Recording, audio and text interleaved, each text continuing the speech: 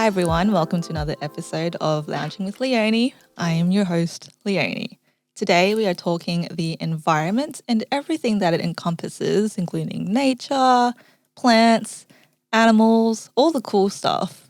And joining me on the lounge is somebody who knows a lot about the environment, the awesome Jasmine Ledger, the legend.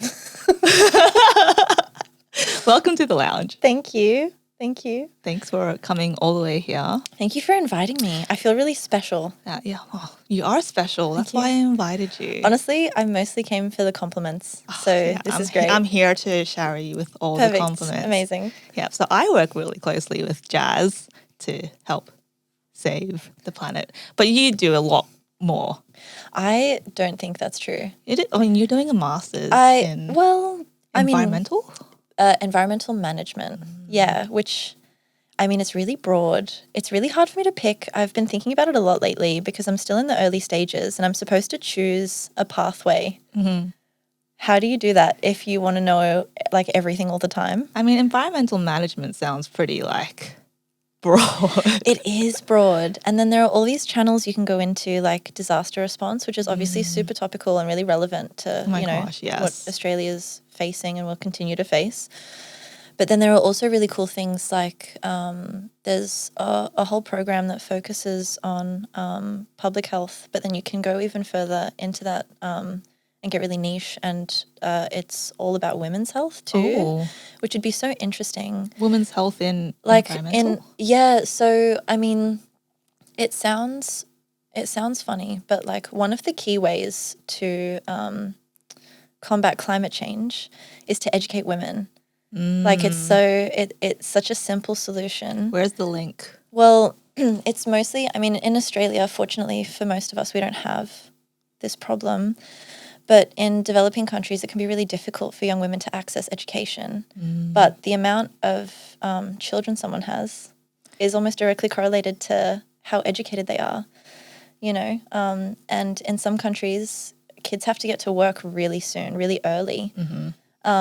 And that can really inhibit young girls' ability to access education as well. So if you educate them as well about their reproductive health, and sort of keep them healthy enough to go to school in the first place. Yeah. It has this huge knock-on effect. And and a lot of the farmers in the world as well, the people that produce our food, a lot of them are women. I think it's really? 60%. I did not know that. That could be wrong. Don't trust me. But it's a significant... Don't trust Jasmine. I honestly... Trust everything she says. I love statistics, but most of them are wrong. So, but it's... And it's I'm a lady, so why not help other ladies? But then, there are so many different things that you can get into. So it's really hard to pick my favorite. So I'm going to do a bit of a taste test of everything. That's cool.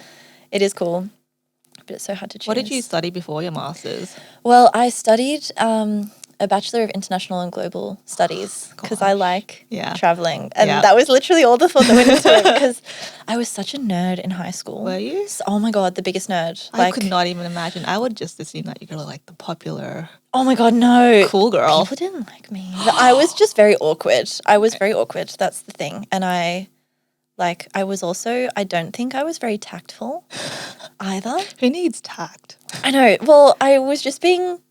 I was 16, so in my mind I was I'm just being honest, but also tone it down. Yeah. Get a grip, But I was a huge dork. I loved learning. I still do, but I think I was pretty intense back then. Yeah. I read a lot of books and I tried really hard, which is cool. It is cool to try hard and to learn and to do well. Yeah. So being a nerd is cool, but when I got to uni, I think it's a lot of pressure to put on someone who a year ago had to ask when they could go to the bathroom to tell them pick a path that you have to stick with for the rest of your life. So I picked something really broad. It's a pretty cool topic. I picked the whole world. Yeah. You can do absolutely anything you want. Yeah. Yeah. There's so much you can do with that, right? Yeah. Well, what did you want to be when you were younger? I didn't know. That's the thing. I think going into uni, I didn't have a great understanding of what my options were, I didn't even know what engineering meant. when I was going into uni. I remember sitting down with the guidance counselor and asking a bunch of questions and it not really being that helpful. Yeah. So it's not that like I was naive, but I was seeking out the answers and just not really finding them. I thought about being a diplomat, but you have to, dude, no. There's no, can you imagine this? There's no way. So you guys don't know, Jazz has like excellent negotiation skills. Oh. Sorry. I'm really bad at taking compliments, but like, do I? You do. Yeah, but like fighting with a landmark to convince them to turn their lights off for Earth Hour, you know? Yeah. Is that's huge. Yeah, but it's different to like working for the United Nations. You could do it. I know, but I feel like they wouldn't respond well to my bad jokes. I just feel like it wouldn't go down well. Maybe that's what they need. Yes, you know, brevity, jokes, 100%. Yeah. Okay, I'll think about that. Yeah. But I didn't commit to learning a language, which is necessary. And also, it seemed like a very intense career. And I wanted to have more of a balance. Mm-hmm. So after, like, I don't think I really ever knew. I knew I wanted to do something nice that was, like, good for people, you know, and interesting, something that would keep me learning. Yeah. And I love people and I love nature, which is pretty broad. So anything in either of those two things would be fine. But I kind of panicked after my first year. Oh, really? Yeah, because, again, I was a huge nerd and I thought university would be a little bit different. I thought it wouldn't feel like a continuation of high school. But, like, because I'd been studying really hard for 13 years at that point, and it, like, increased the difficulty. Like, obviously university is harder than high school, but it just felt like more of the same thing. Maybe I wasn't social enough. I don't know. But Who needs to be social? I really wanted to be. I found it because I went to Sydney Uni, but going to Sydney Uni and coming from like the western suburbs, I found that a lot of the groups there had gone to school together, like in the city and stuff. And it was really hard to, first of all, relate. And then also I think I was just socially awkward. It was hard to break in the first place. But it was just hard to relate, you know. And so, it still felt like I was just studying and working. So I took a year off after my first year. Oh, did you? My parents were not impressed. They're like, you're never going to go back to uni. But like, what else am I going to do? Yeah. Again, it's my like natural habitat, being a dork, obviously. Like, it's my safe space. I have to. But it was that kind of thing where I was like, I needed something more. It wasn't satisfying me in the ways that I was hoping it would. I don't think I had set expectations, but I just assumed that it would, I don't know, be more fulfilling than what it was in that moment. Yeah. So instead, I worked at Baker's Delight. Oh, is this where your love of bread comes from? Oh no, my love of bread is just innate. Like it definitely helped. I stole so many white chocolate and blueberry scones. Delicious. Worth it. Worth the crime, honestly. I also worked at an RSL club. Oh, really? Yeah, so like I would close up. It was at Fairfield RSL as well, nearby. So I would close up there at like 6 a.m. Yeah. Hop in my dodgy Barina. It was older than I am now. And I'd drive over to the bakery and open it at 7 a.m. There's a photo of me somewhere napping on flour bags in the back room and like drooling. I love it. So inappropriate. But I did that for like 8 months and then I traveled for 6. I went overseas. Where did you travel to? Oh, like 11 different countries. It was so crazy. It was really like it's obviously I was very privileged to be able to do that. And it still spins me out. But yeah, I ended up going to Europe, Turkey as well, and a little bit of just South Africa and then Asia before coming home.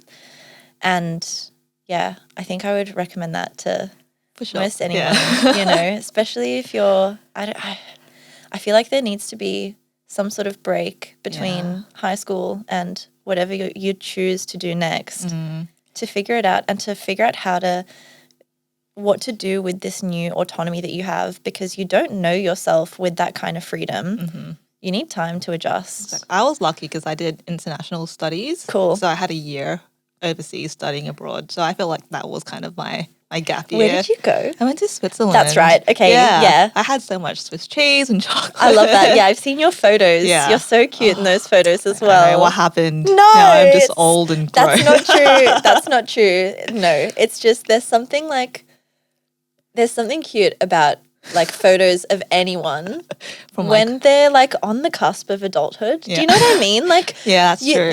Your cheeks are still so like mine too. Not just like every photo I've seen of my friends who are like between the ages of 18 and maybe like 21. They've got like the teenage cheeks still. Like they're still there. They're still pinchable. It's the best. And now we're just adults. I know. Ew. No, it's fine. I feel like maybe you're getting old. I feel like I'm getting old when I say things like, you know, age is just a number. It's how you feel. I definitely feel like I'm getting old. I'm getting like so many like younger people at work, and I'm just like, wow, they're so cool and hip. Yeah, but so are you. Yeah. Nah, when I first started at WWF, I was like, oh my God, I don't belong here. All these people are so cool. How do I? You were so cool. Oh, you sat next to me. I'm like, oh my God. Oh, no, your desk was so neat, but also stylish, and like you seemed very cool, but also very put together. Meanwhile, my whole desk reflected my life and was just a mess. Like there was just stuff everywhere and snacks in all the drawers. That's the way to live. I like it.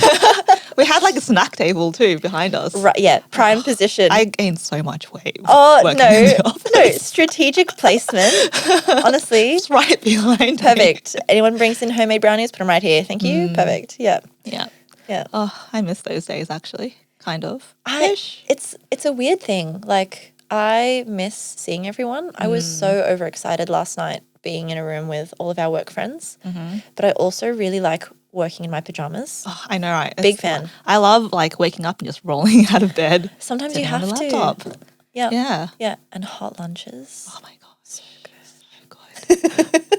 good. Going back, so when did you decide that you wanted to work like in the environmental space? It was actually sort of by chance. I used to work for a kids' cancer charity. That was my first job out of university. And I learned a lot. It was really interesting. But it was definitely time for me to find something else, you know? And I saw the opportunity come up to work at WWF. I was just looking and I was like, oh my God, how have I not thought of this before?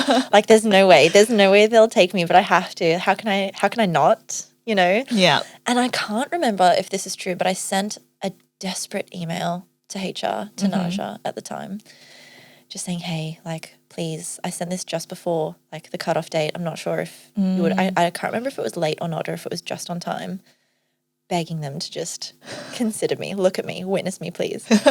And it wasn't, like, I've always been interested in all things environmental. Like I've always been mildly obsessed with David Attenborough, which is helpful. Mildly? Just mildly. That's putting it lightly. And it's fine. Look, you're making me blush. But can we get a photo of David Attenborough on the screen, please? Oh my God.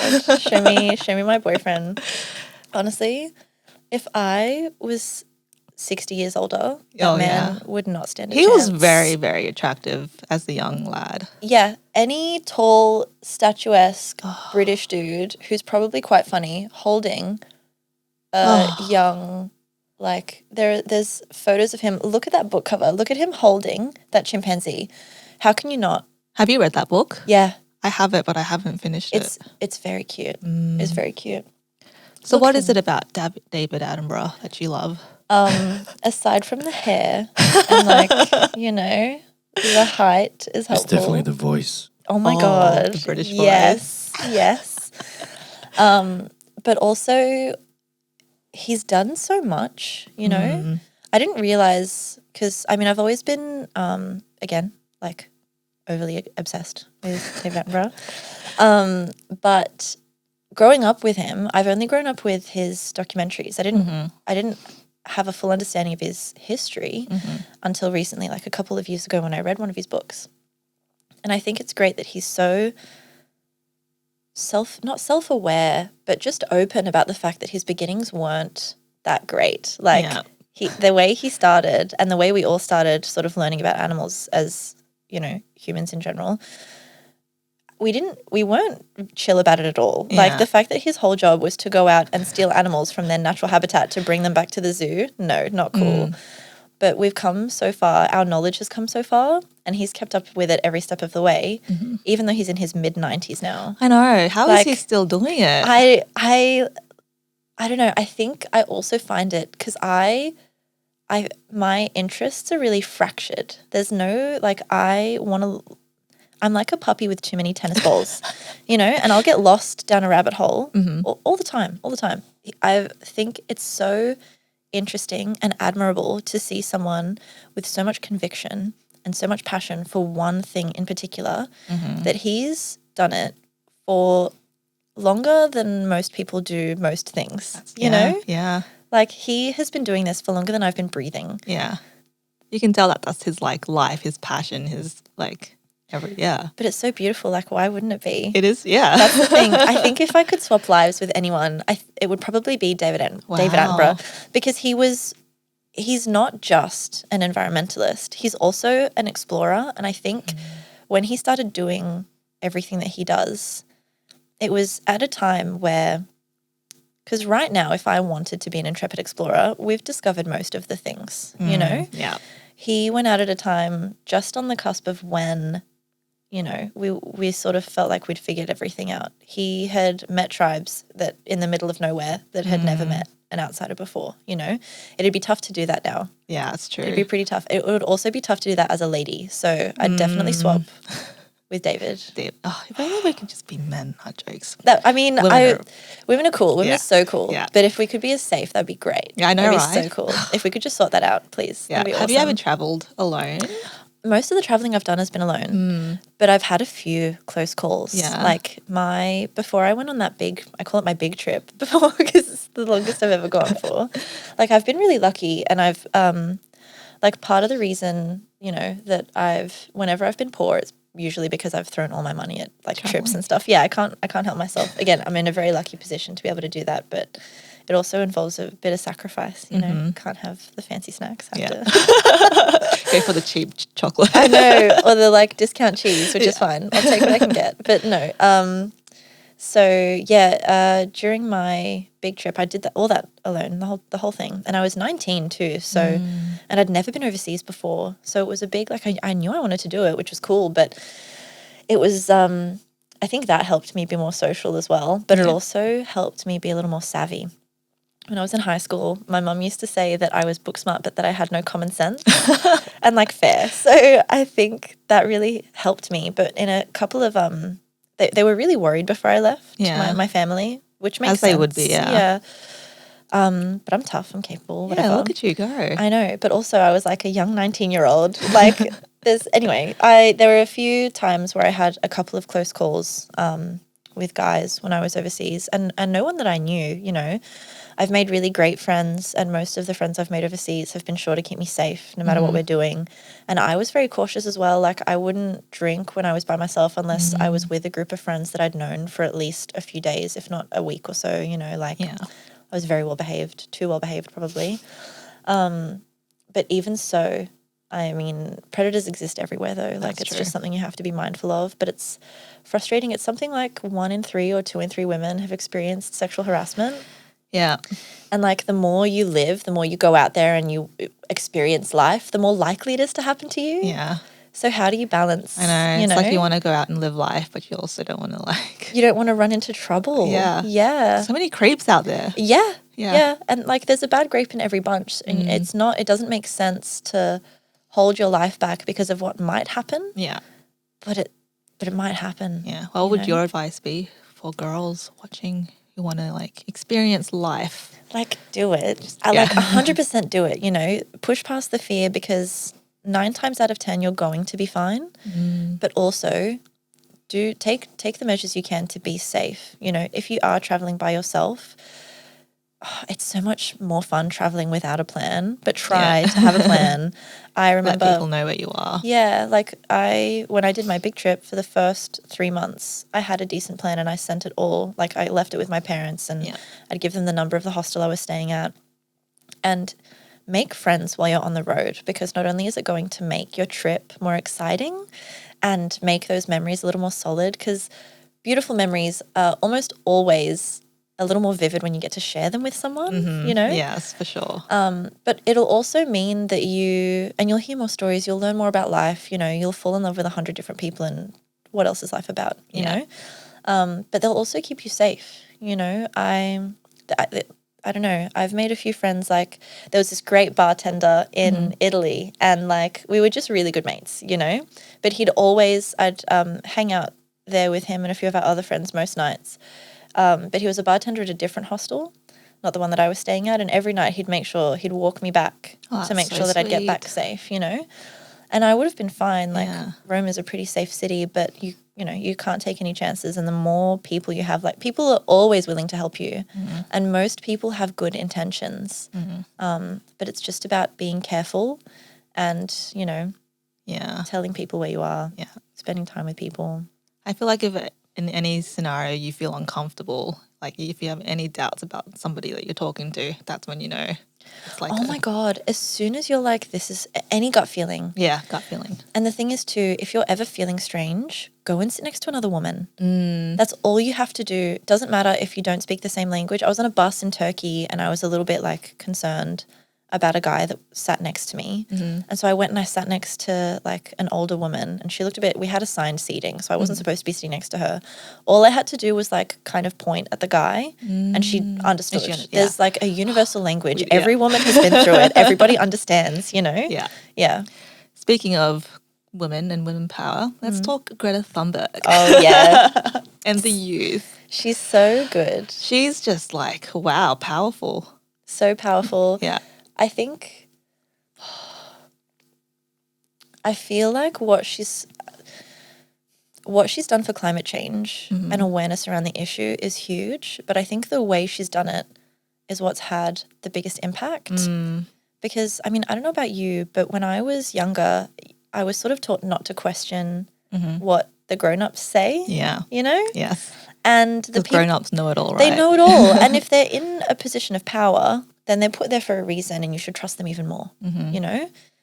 And it blows my mind that it took like this tiny, powerful 16-year-old girl to show the whole world that just because you're young doesn't mean that you don't know better. Yeah. You know? Doesn't mean that you shouldn't speak up. Doesn't mean that you're wrong either, you know? And I feel like the way she stood up to people who were 3 times, 4 times her age. Yeah. And the fact that their reactions to her were often less mature than she is. Gee. I feel like it empowered me. And I'm like a fair bit older than Greta, you know? So doing that alone would have empowered a whole generation to see that, sometimes the people who are in charge might not be making the best decisions, not only for them, not only for the people in charge, but for the people who are yet to come. Yeah. So it is their future. That's the thing. So it makes sense that they're so passionate about it, you know? Yeah. And there's such a negative rhetoric around people being emotional. Yeah, we've seen it so many with like even Grace, is that her name? Grace Tame. Yeah, Grace Tame. Yeah, but I feel like this is so controversial. I feel like men have successfully marketed anger as not an emotion. So like when someone gets emotional and they're like angry, sad, you know, she's too emotional. Everybody's emotional. Boys get emotional too. That's so true. Like, and let the boys be angry, let them be sad, just like the women are. Don't talk people down. Don't bring people down because of it. They're emotional for a reason. No one should have to feel that way. Yeah. And the fact that, I mean, I think both, Greta and Grace and, you know, insert any powerful woman who's cried on TV here, right? It takes so much strength to do that. Yeah. On national television. To be vulnerable and emotional. And with Greta, she did that in front of the whole world. Yeah. The whole world. In front of the UN. Like, come on. Come on. I would not be game, you know. You wouldn't cry and be angry and emotional at the UN? I mean, I would, but I don't. Do you think, like, yes, I feel like, yes, being, like, angry and emotional is good, but you also have to be kind of diplomatic in a way? You have to read the room. Yeah. That's the thing. Like, if we were in a room with a bunch of people who were, like-minded, you know, or like Greta. Yeah. And we were crying on stage, people would cheer for us like they do at the School Strike for Climate. Like any of those movements, any of those events, you can see that the community feels the same way. Yeah. You know, the emotion you see on stage, you can feel it swelling in the crowd as well. Yeah. But when you're talking to a bunch of like people whose job it is to be very measured, you know, yeah, you have to speak their language, unfortunately. But same token, maybe a bunch of grown-ups can make a few concessions for a 17-year-old who's gotten up on stage. I don't know. Crazy thoughts. Controversial. Controversial. I love it. I mean, the climate has been a huge topic, especially here in Australia. It's kind of hard to ignore. It's so hard to ignore. Yeah. It's like happening right now. Right now. Yeah. Right now and last year and the year before. Yeah. We went through the most catastrophic bushfires just like 2 years ago. Now we're experiencing like worse flood levels. How many unprecedented events do we need to experience before we're like, how many maybe times we should do something about this? How many times do we have to pivot at work? Oh my goodness. We're such all the ballerinas. Emergencies. I swear. But yeah, but the thing is like it's disruptive to us at work, but it's disruptive to like it's nothing compared to the stuff that we see. Yeah. People going through. Yeah. And I'm sure everybody's feeling this way, but you can't talk. Like, I can't talk to friends. I can't open my phone. I can't walk down the street. I can't go and get coffee without it being sad. Like the topic of conversation is always sad. Again, when I need a break from usually when stuff gets too intense at work or like even during the bushfires, even then I could like take a 5-minute breather and like maybe listen to a quick podcast, put a podcast on in the background or like open Instagram for a couple of minutes while I make a coffee. Yeah.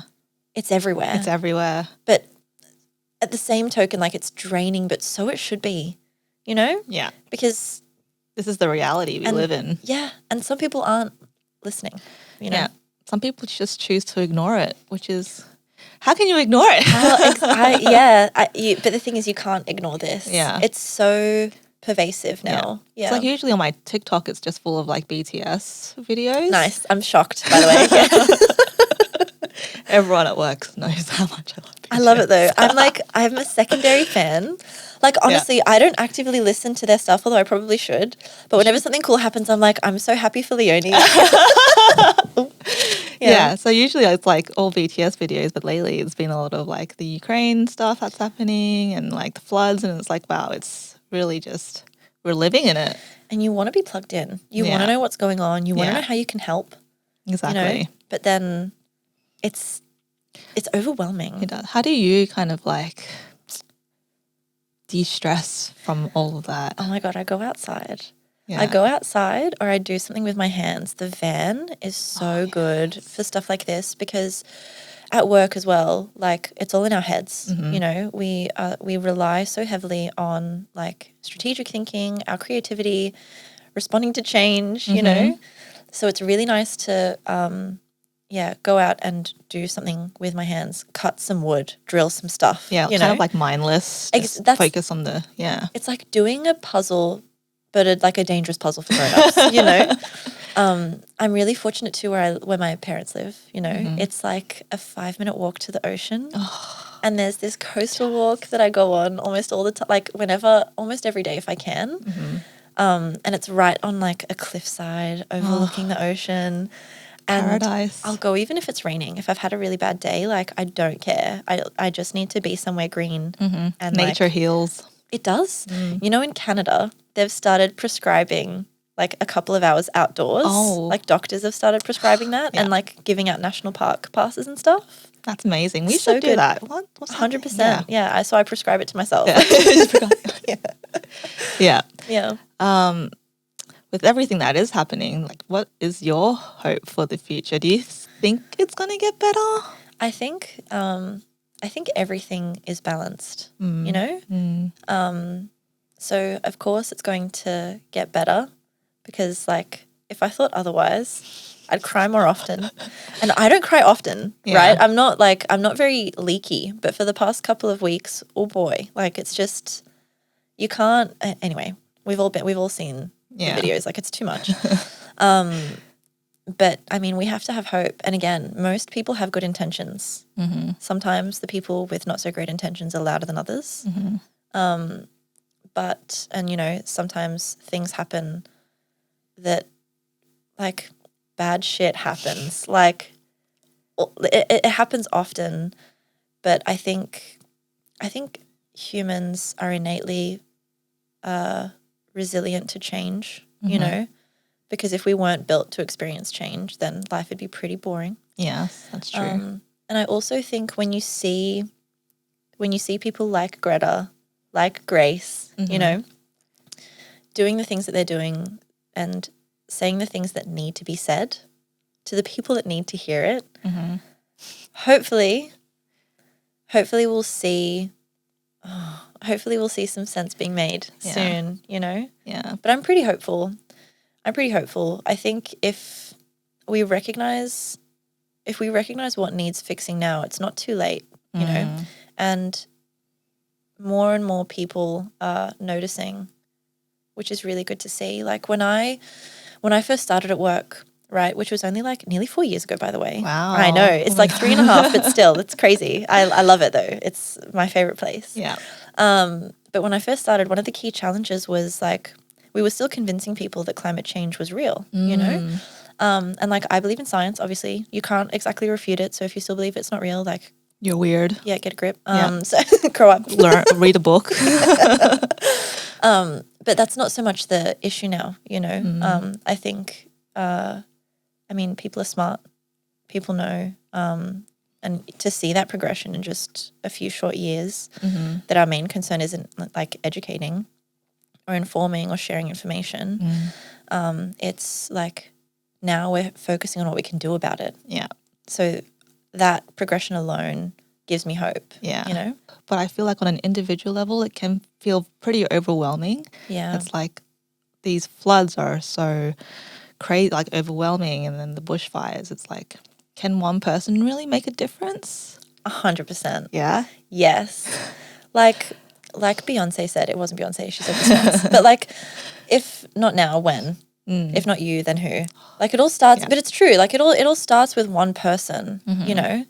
And if one person is upset about something, someone else probably is too. Like, if something pisses you off, someone else is probably annoyed as well. And just by voicing a concern, that can give other people the confidence to sort of share their stories. To share their story, exactly. And to sort of join the call for whatever it is that people are working towards. Yeah. Like with Greta, it just took Greta, and now she's got, like, all the youth around the world, like, marching for climate. Yeah, exactly. It started with one 16-year-old girl sitting on some steps with one sign, looking grumpy, as she should. And then it's turned into one of the biggest movements for the environment, which is great, you know? What's the other biggest movement? Earth Hour, turn your lights off, 26 March. No. Plug. But yeah, it's just, of course, one person can make a difference, you know?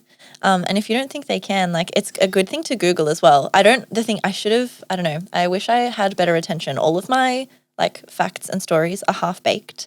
But there was one story I read about this guy in one of the many countries in South America. This is the problem, right? But he single-handedly was protecting a whole species of butterfly there.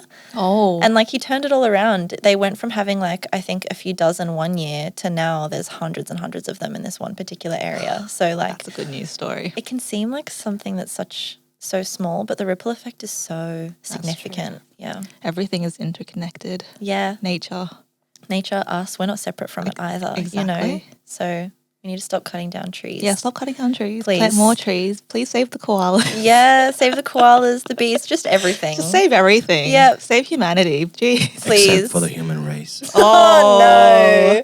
No, they're all right. Some of them. Some of them are right. Yeah. There's a few bad eggs. Yeah. Let's get into specifics. There's, like, at least 3. At least 3. At least 3, like, significant ones. 3 bad eggs. Yeah. You are a good egg. Thank you. You are a girl boss. I think you're, like, one of my favorite people to work with That's so at nice. work, because, like, She takes Take charge. notes, suckers. Yeah. Sorry, go on. No. I feel like you're just like great at leading meetings, at organizing That's so everything nice. and making sure everything flows well.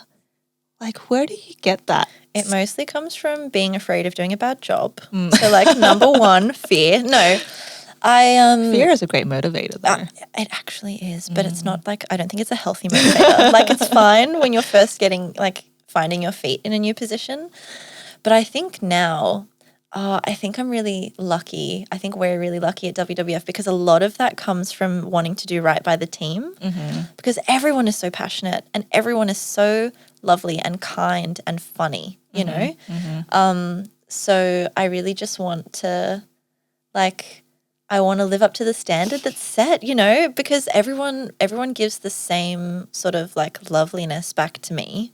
And I just want to be able to do the same. Like I care, it's so silly, but I care very deeply about like the way that the impact I have on other people. And if we're spending 8 hours a day together, if I'm spending more time with you guys than I am like my family, my friends, my dog, you know, then I want to make it worthwhile and I want to tell crap jokes and, you know. Yeah. So I think that's where it comes from. Everyone's nice to me when I've made a mistake. I was going to say I've seen everyone make mistakes. That's not true. It's usually just me. But like, no way. Well, I've made plenty of mistakes. I think so. I used to work in events a lot, and we used to say that like something's always going to go wrong, but as long as no one else knows, then the event's gone great. I've never noticed you making a mistake. I'm hiding it very well. Good job. Good job. Just keep it that way. This never happened. Yeah. I don't think you've ever made a mistake too. Oh, well, no. you actually come to me and you're like, Leonie, help. And I'm like, but it's not a big deal. I know. Yeah, like I panic. Oh my God, it's so bad. For the first like, depending on how big the mistake is, for the first at least 5 minutes, I need to outsource my emotions. That's not good. Like I need to learn to self-regulate or like go for a walk.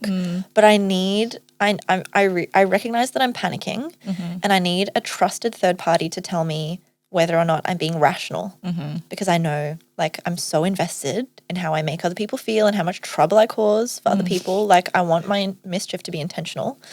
So yeah, I need to outsource that. You know? Well, that's so good that we can like just, you know, reach out to our colleagues and just be like, help. Yeah. And I love, there's that saying that I never really understood, a friend in need is a friend indeed. Oh, yes. I never understood it and I was like, that's lame. Like just because it rhymes doesn't mean it makes sense. It does make sense. How do you interpret it? I've noticed that I feel really special when a friend comes to me for help because it's like, you think I'm reliable, you love me, you trust me, and you think I'm clever enough to solve this. Like that's your first mistake, but it's You're fine. all of those like, things, Jazz. Depends. But well, I think it takes a lot of courage to be vulnerable enough to admit mistakes to someone. And I mean, we're all human. It shouldn't, but it does. We all strive to be the best version of ourselves. So yeah, I think it says a lot when someone is asking for your help and open enough to be that vulnerable with you. So please continue to ask for help if you need it, people. Yeah, because people like it. I love it when I don't like that my friends are in strife, but I love that it helps you connect with people too. Yeah, emotional connectedness, deeper level.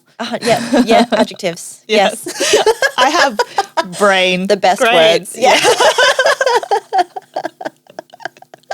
Help me, Jazz. No, you're doing great. No. This is Lounging with Leonie. This is so good. Lounging with Jazz. Big brain energy. Oh, I dig it. I'm into it. Yeah.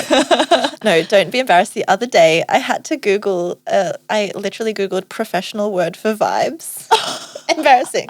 What is the professional word for vibes? I can't remember. I think I had to change the sentence. There was no professional word for vibes. We need one. Or we should just be free the vibe. Let people use the word in a professional setting. Yeah. I would use it with internals, but I think the email was going to an external. So I was like, I need to dial it back. You just normalize it. You're the change, Jazz. I think I need to dial it up a little bit though. Like I sent a message to our like manager's manager last night and I was like, the event was a banger. Like I need to but I feel like it's cool if you could be like that, you know? I admire people who are very much themselves at work and I think it can make the experience more enjoyable. For sure. But I also That's why I enjoy working with you. But I want people to know that I'm taking this seriously. Do you know what I mean? Yeah, I see it. Okay, all right. I feel like it's a fine line. I'm just very conscious of, You're doing a great job. Thank you. You're doing better than me. That's not true. Don't say that. Oh my goodness. Okay, we're doing a good job together. We're just excellent. Yeah. Like, look at us go. I know, incredible. You know what else is excellent? What? Your van. Oh my God. I am having the best time. I'm having so much fun. I bought this van, the love of my life. It was an idea. Does it have a name? No. So I've just been calling it the Beast because it is a beast. It's a 2008 Renault Master. Ooh. Beautiful. High roof. I can stand up in it. You can stand up in it. Anyone just under 6 foot can stand up in it. So good times. But I had a friend who recommended the name Van Diesel, descriptive and funny. Very nice. Yeah. And I think, very good. Yeah, Marion suggested Van Morrison as well. Oh my gosh. Yeah, I know. We've got options. I love it. I think when it's done, I might put like a poll or something on Van Instagram. Gogh. Yes, that was also, I think that was another one of Marion's. She had like 7 of them. Classic. But yeah, I might do a poll on Instagram or something when it's done because I feel like we need to see it in its final form before we assign it a name, you know? But I bought it in cans. You bought it in cans? Yeah, so I had the idea for a couple of months and I was looking for a van, but I was looking for a van when everyone else was. So they were so expensive. Was this during COVID lockdown? Yeah. I was actually in Ailey Beach at the time. It was one of, I don't know, I was like Houdini during the lockdowns. I don't know how I got so lucky, but twice I escaped Sydney lockdowns. Yeah. Crazy. So lucky. Ridiculously lucky. It was by accident both times as well. Obviously, no one predicts a lockdown, but still. Yeah. So I was in Airlie and I was like scouring the internet because there were a few vans in New South Wales, but there was no way to get them without breaking the rules because of lockdown. Yeah. And then, this van, a little bit older than most of them, but the mileage was so low. Ooh. Yeah, less than 60,000 kilometres, which is crazy. Jeez. So good. Okay. And it was used by a courier company up there. But all of that is boring. The best bit was that I got to fly to Cairns to pick up this van. Oh my gosh. And drive it all the way down. Oh. And I'd been in Airlie Beach for about 3 months at that point, working remotely, which was ridiculous. I'm really happy that I was able to stay focused while I was up there, living with a couple of my best friends. But yeah, it was really lovely to drive it all the way down the coast, and I stopped in at another friend who was working on a farm on the way down, and we went on the first little adventure in the van to a few of the waterfalls in the Atherton Tablelands. Oh my gosh. If you're ever there, go. I had no idea. It was so – because it's in the middle of nowhere. Yeah. But they're gorgeous. So nice. Is it hard to get to? Not like it's far from most places. It's north of Townsville by a fair. It's between Cairns and Townsville, but it's not that hard to get to. No road trip, so good, so gorgeous. But yeah, I surprised my family because I told them about the van idea, but like a couple of members of my family were like, "No, bad idea. You're not going to be able to do it. Like it's going to be sitting out there for 2 years," and like when you say, "If you give me a challenge," yeah. Like it just, maybe they knew that. Maybe that's why they said it, because I was like, I'm going to show you, you know, so stubborn. They were just actually, encouraging you by saying no. But like, I think I've surprised myself. So I've probably surprised them too in terms of like how handy I am. I haven't messed anything up yet. No mistake is fatal, but I'm shocked that like I had to cut a hole in the roof of the van. Oh, how did you cut a hole? With a jigsaw. And you need muscles to use power tools. I had no idea. I've got noodle arms. And so the first time I tried to do it, cutting through metal, like the saw was it's not supposed to move. It's supposed to like stay still and the blade does all the work for you. But like the lines are so like squiggly. It's but you make it work, you know? It's fine. Just ignore it. You know, there is like so far everything is going to plan. There was one leak in the roof, but I fixed it. It's fine. Nobody panic. But I'm figuring out the electricals now. This is all I get. The thing is, when you get me started on the van, I get in. My friends recently, I went on a camping trip and they were like, "So how much have you done?" The short answer is, I've just done the floor. I spent 10 minutes going into great detail of every step required to do a van floor. So like, please feel free to stop me when I'm like, I did this and this and this and this and now I'm doing this. I love it. It's pretty cool though, because every single step means you have to learn a new skill. Like just when you feel like you've not mastered something, that's a bit generous, but when you've gotten comfortable with a certain skill, you have to learn something completely different. So I figured out how to rust proof something. Cool. I figured out how to like do a floor and insulate it. Great. Apparently doing the same thing for walls, completely different process. Awesome. No worries. And then I have to figure out how to do electrical stuff. And I thought, I'm so naive. I was like, oh, I'll just plug a few things into a few other things. It'll be fine. It's so specific. Even the thickness of the wires, and it's all maths. You need to do maths. I can't do math. Honestly, numbers. I can't do numbers. There are too many of them. Honestly. Too many numbers? Too many numbers. No, calm down. Give me less. So yeah, it's a whole thing. Yeah. It's taken me like 2 weeks just to do the math, to figure out what I need and how it's going to work. So impressed with you. Don't be impressed. It probably shouldn't take this long. Well, I mean, you're doing it though, which is really cool. But I would have given up on the math. I don't think that's true. I feel like things can feel insurmountable, but if you just start, you know, if you like, it sort of feels like you're throwing yourself in the deep end. But I think there's almost always a soft landing. Yeah. You know? Yeah. You never know until you try. Exactly. So, you know, give it a shot. Yeah. And it's okay if you panic sometimes. Yeah. Like, that's cool. And it's okay to fail as well. 100%. Make mistakes. Yeah. Yeah. And it's okay to not progress as fast as you thought you would as well. And for things that you thought were going to be simple, to not be simple. Do you have much left to do? Oh my God, yes. A lot, yeah. Like all I've done is the floor. Like, what are your plans? Oh my God. It's actually going to be so good. Yeah. I am putting, again, this might be boring, so I'm really sorry, but I'm doing the battens for the walls now. So I'm going to insulate that next to keep it like cool-ish in summer. It's still going to be a metal box, but I'm going to try my best. So I was considering having an oven, but no. I went on a date with like a really nice guy. Hi, Doug. You're there. Hi, Doug. No, one is enough. Don't give him too much. That's embarrassing. Cut this out. No, sorry. So I know, right?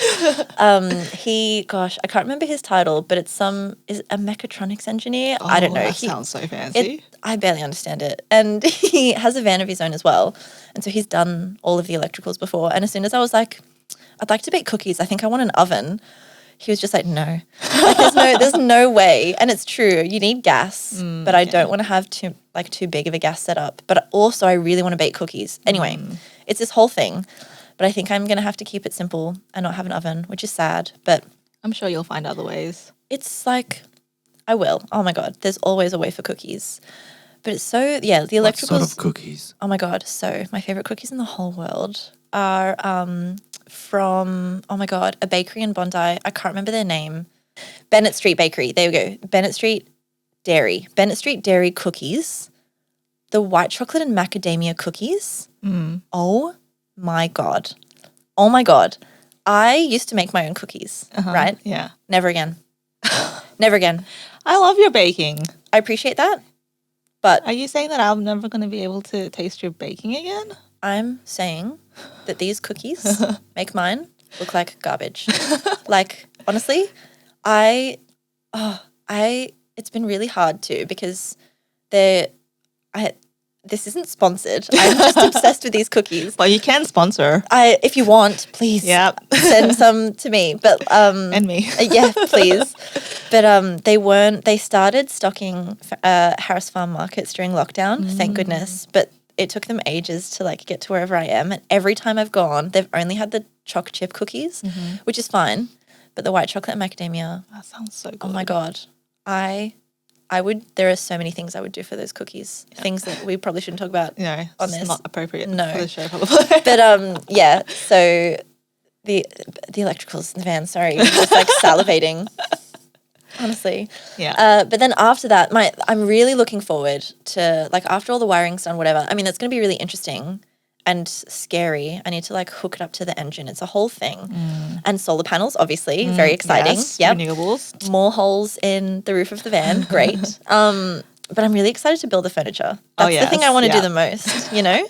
But yeah, I'm going to have a little bed in the back. I'm going to have an L-shaped kitchen / everything else. Yeah.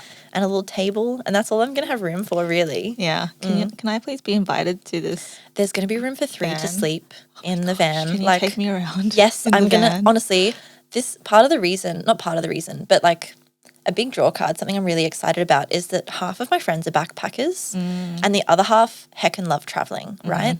So that works out really great for me. And I'm going to have space for like at least 3 people to sleep in the van. So cool. I just want to have a series of sleepovers like in different parts of the country. Like that would be great. You know, hop in my van. Let's like honestly, it's something that would be useful every weekend. You know, finish work on a Friday. Hop in the van, let's go somewhere cool. Jazz. Yeah. You're living the life. You're welcome. So are you. You have to come. Okay, I'm going to tag along. Yes, it's going to be so good. Where in Australia do you want to go? Everywhere. No, honestly, I know that sounds like really, it's such a standard answer, but I never used to be interested in traveling in my own backyard.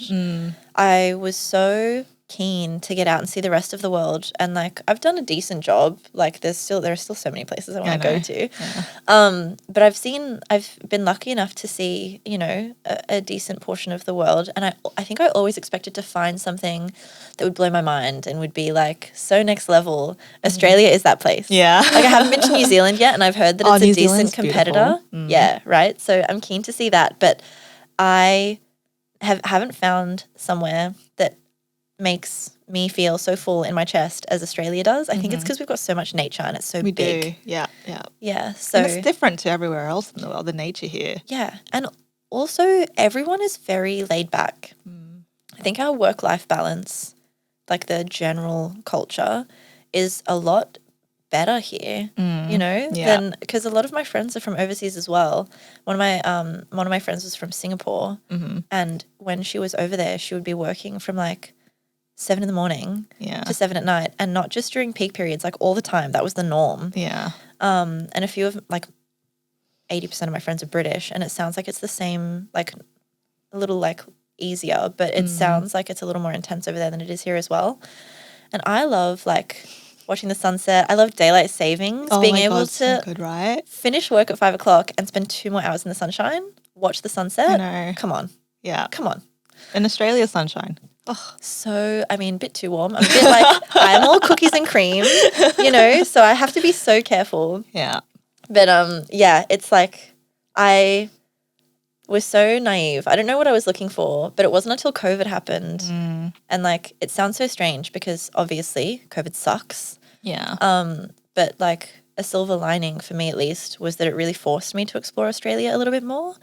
So I've ended up in Airlie Beach, as you know. I'd never really gotten to know Byron Bay very well, but I managed to do that as well.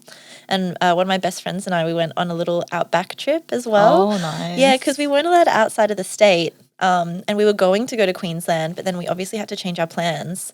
So, yeah, we headed out as far as Lightning Ridge, which is, like, far. Yeah. And we went on some adventures. We ended up sleeping at an opal mine unplanned. Oh. Like, it was great, though. Like, how did, like... not underground. Too scary for me. Too spooky. Did you find any opals? No. We found, I think they call it shale, which is like pretend opals or like, I don't know. We didn't find any, but the miners that we'd met, they were trying to find us like a nice little chunk. Instead, they made us bacon and egg rolls for breakfast. So take what you can get. Yeah. You know? Still better than nothing. Yeah. So I think like, and there aren't many places in the world where you can go from being on the beach and having like that gorgeous like white or yellow sand, depending on where you are on the coast, and then an hour later being in forest and around waterfalls, and then 2 or 3 hours after that being able to see nothing but red desert for as far as the eye can see. Like that blows my mind, you know. Choose your own adventure, have everything at once, have your cake and eat it too. Like Australia, I'm very indecisive. I don't have to make any decisions. I get it all. You get it all. You get everything you ever wanted. Exactly. Outside of Australia, where do you love traveling? I think so far of places I've already been to, Italy is one of my favorites. Okay. Is it the pasta? Oh my God, I was just about to tell you a story, and it's all food related as well.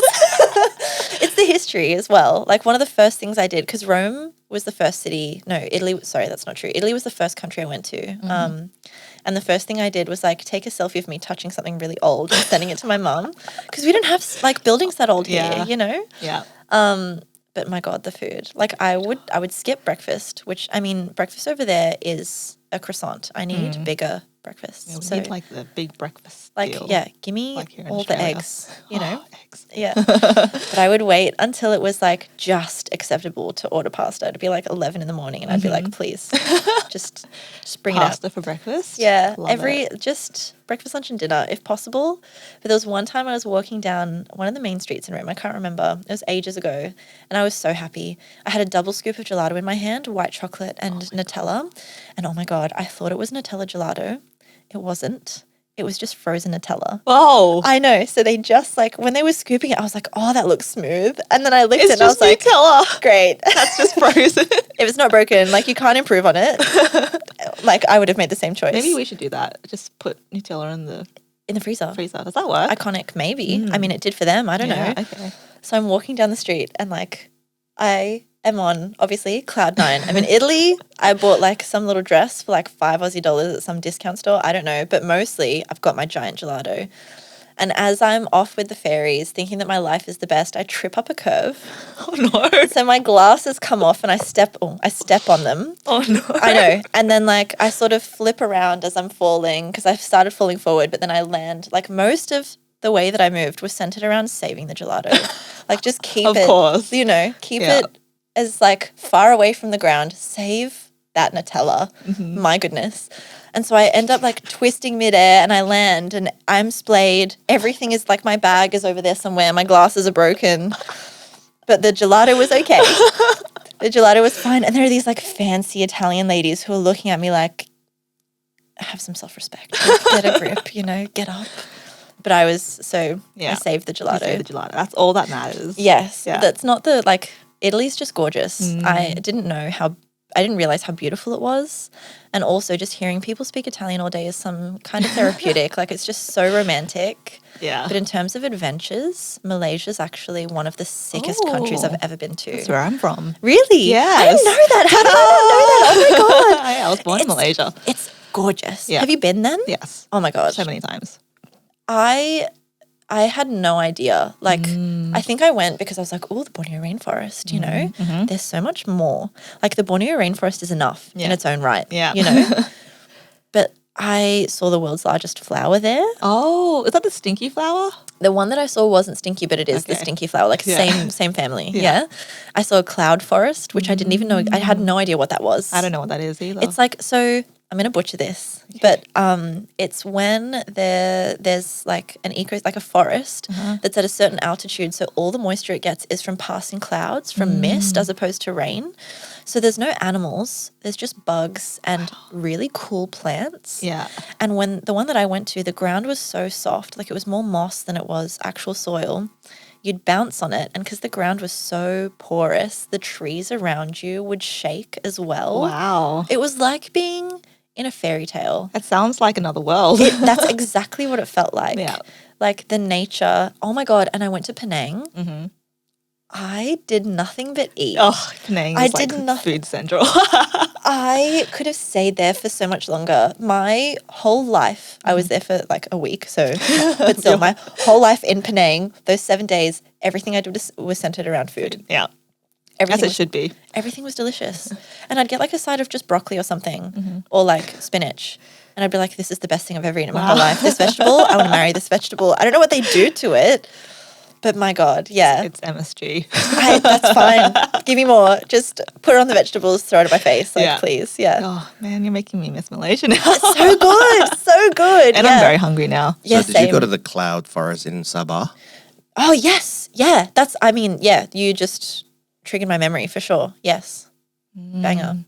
Did you see any orangutans? No. I wanted to. I saw one of those proboscis monkeys, the ones with the nose. Yeah. I saw some really nice kingfishers because I went to this place called Uncle Tan's. Oh. So cool. I got on this bus to the middle of nowhere and like it was really far out too because it was just in the middle of nowhere. I walked down this dodgy dirt road. I slept in like a very flimsy hostel. Like the walls were practically cardboard. I got into this weird bus that took me to a little village on the side of a river, and then they put me in a boat. And then, I mean, it was ridiculous. Like it felt so intrepid and everyone was so nice, obviously. Yeah. And then they bring you to this little pier. They walk you down a boardwalk and then suddenly there are these huts in the middle of the rainforest. What? And like, I'm usually a bit of a snob. I'm like, no, touristy activities, no. Like, you should though. They're great. You should definitely do it. This was the coolest thing I think I've ever done overseas. Like, oh, wow, that's a big call. Big call. Like, it wasn't, I don't know. I like doing things that are like kind of where I end up dirty at the end of the experience. Yeah. You know, like unshowered for a few days. Really hot, obviously. So hot. So sexy. Someone's got a fetish for that out there. I mean, gross, great. Like, I wish I did. That would be helpful. But this is one of those things, like, and it was just 3 walls. Like, it was completely open. And the mattresses were like this thick. Like, it was very basic, but so it should be when you're, like, you want to be as close to nature as possible. So we were very comfortable. We were sheltered from the rain, but we were also as exposed as we could be too. And we went on a night safari. So, like, we just put our hiking boots on and we're like, you know, going for a mini trek. It was very easy. But I saw tree crabs. Had no idea they existed. Tree crabs. The strangest thing, like the guide, I wish I could remember his name. He just like shone his torch. He knew everything, obviously. He was like David Attenborough, but specifically the Malaysian version. Yeah, the Malaysian version of David Attenborough. Again, so lucky that like I couldn't actually like speak Malaysian because otherwise that man wouldn't have stood a chance. But like he just knew where everything was. Yeah. I couldn't see anything. But he'd like shine his torch in the tree and there's just like this crab chilling. Why? I couldn't, in the tree? I couldn't climb that high. And he's just up there. Yeah. You know? And like an actual crab? Like an actual crab. Okay. He was like this big and bright orange. Just hanging out in the middle of the night. Yeah. Up a tree. As you do. Animals are so strange. Animals are so strange. So good. Yeah. What is your favorite animal? It changes all the time. Yeah. It changes all the time. How can you pick one? Like, they're all cool. They're all really cool.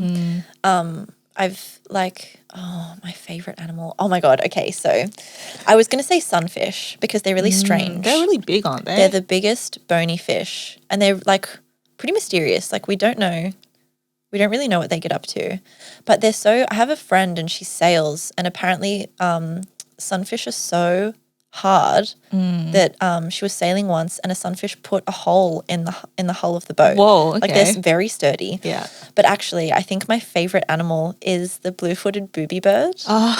Just because they're so silly. Like they're just a bit ridiculous. Can we please Google a blue-footed booby bird? So like they dance to impress their mate, right? And obviously from the name, if you couldn't tell, they've got bright blue feet. And the way, look at their silly faces, right? Look at them. They're so beautiful. See how they're dancing though? Look at their faces. They look ridiculous, number one. But the way that they attract a mate is they walk up to them and they're like, check out how blue my feet are. Check them out. Look how blue they are. And that's how they woo the ladies. I love it. Yeah. That's like it with a lot of animals in the wild. All the male ones have to like attract the female with their colourfulness. Birds have more game than most of the guys on Tinder, honestly. That's so true. Yeah. Watch a documentary, guys. Step it up. Dance for me. Thanks. Watch some David Attenborough. Honestly, take some pointers from that man. Yeah. Yeah. Did you eat some durian while you were in Malaysia? I tried it. I did. Not a fan. Not a fan. I'm sorry. I know. I wish I could say I was. I'd feel like such a badass, but it's a very acquired taste. I mean, when there are signs that say, please don't bring that fruit into this hospital, like how is that okay? When have you heard of that before? I was in, was it Kampot? I was in Cambodia and like they've got this, like the big monument in town was a giant durian in the middle of a roundabout. And I was like, that's where I tried it because I was like, okay, I've been avoiding it for this long. If they love it so much, if the people here love it so much that they've decided to make this huge monument that everyone has to see, I need to give it a go. Never again. I do like durian. I like its cousin, jackfruit. Oh yeah. I'll get into it. Good. Yeah, I thought you were going to pull out some durian bits and I was like, I'll do it. We actually have a durian. I'm game. Oh, yeah, we have Durian Mochi. Yeah. I'm Can game. you get some? It's on the... And did you know that me and Leonie is from Borneo? Wait, what? Yeah, we're from Borneo Island, Malaysia. Seriously? That's where I was born. Every time I learn something about you guys, you get cooler and cooler. And I'm just like, yeah, it's true though. I'll save this for after the durian in case you need. That sounds wise. Yeah. This is the ASMR part of my show. Great. Oh my goodness. Oh my gosh. No. I'm keen. Are you actually keen? Yeah, I'm up for anything. So does it smell? I'm really excited to try this. Actually, don't know if it will smell as bad as the real fruit. I mean, nothing can smell as bad as the real fruit. I'm ready. I'm just preparing myself. So she just didn't have to write durian. This is Durian Mochi. Suspicious. Have you tried mochi before? I don't think so, It's just rice. I have no conscious memory. Rice cake. And I guess the filling is durian. Well, I'm very hungry, so hopefully that will help. Thank you. Wait, I can smell it. Can you? It's like subtle. The thing is, it smells savory, but it's obviously not supposed to be. Oh my goodness. I'll go in first just to make sure it's okay. Thank you. Fearless leader. That sounded. Did you mean that? I like it. Okay. But I mean, I've acquired the This is the ASMR part. Okay, I'll try to make it. Okay. Make it. I'm going in. I'm going in. Ew. Oh, I'm really sorry for that. That was gross. Okay.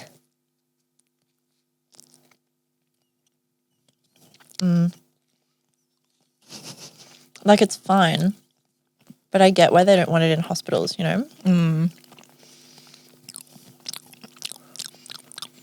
I have a real thing with chewing with my mouth open. You don't chew. I need to overcome it for this. If I want to be an ASMR. I mean, it's not as bad as the actual. Well, it's not as strong. I feel like this is entry level durian stuff. Entry level durian training. Do you think you could continue on this journey? Yeah. Gross. Ooh. I know. So nasty. Maybe. Probably not though. There's like hundreds of different species too. They have different textures, different flavors. Different species of durian. Are they all stinky? Are any of them allowed in hospitals?